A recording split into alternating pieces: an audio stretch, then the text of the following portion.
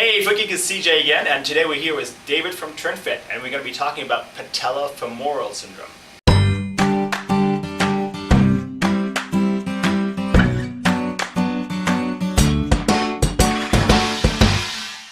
Now, do you know what patellofemoral syndrome is? I don't. Please educate me. You don't? All right, there we go. Anyway, patellofemoral syndrome is when the kneecap shifts sideways.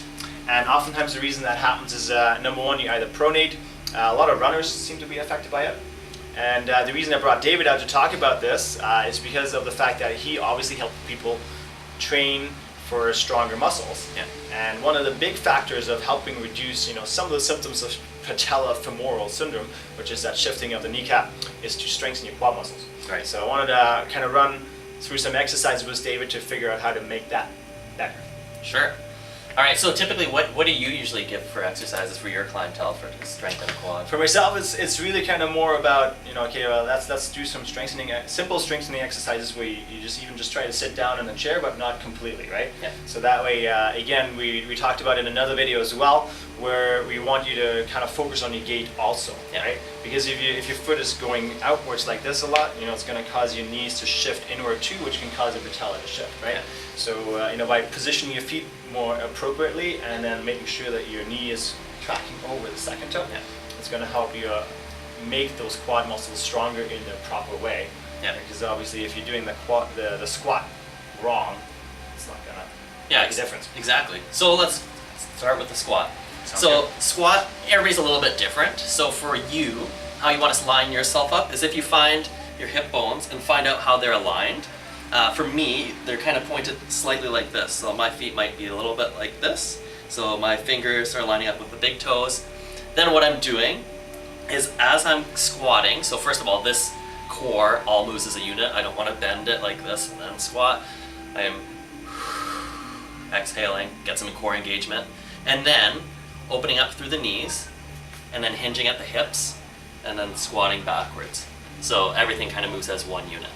And then you can go as far as your range of motion. Again, you don't want to shift this far. If you're like this, probably your calves are really tight and maybe you might have to put something underneath your heels.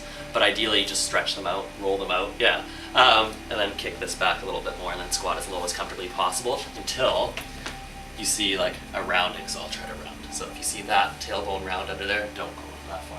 And like you said, perfect example is have a chair or something safe behind you, and then you can just tap and then come back up. Another reason sometimes is if the quads are just way too tight. Mm-hmm.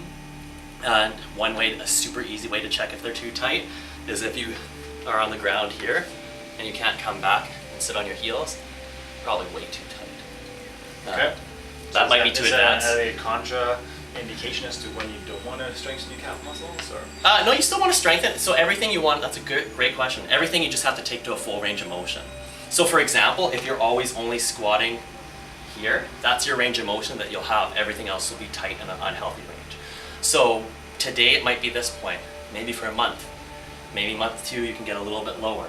Yeah. Month 3 eventually. Then one day, possibly almost to the ground. I can't go right to the ground either right now, so don't worry if you can't.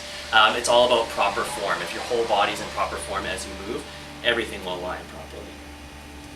Awesome. Now, if you have any questions regarding squats or strengthening those quad muscles to help reduce issues with knee pain, please post those below. And if you haven't subscribed to us yet on YouTube, right there, Right now.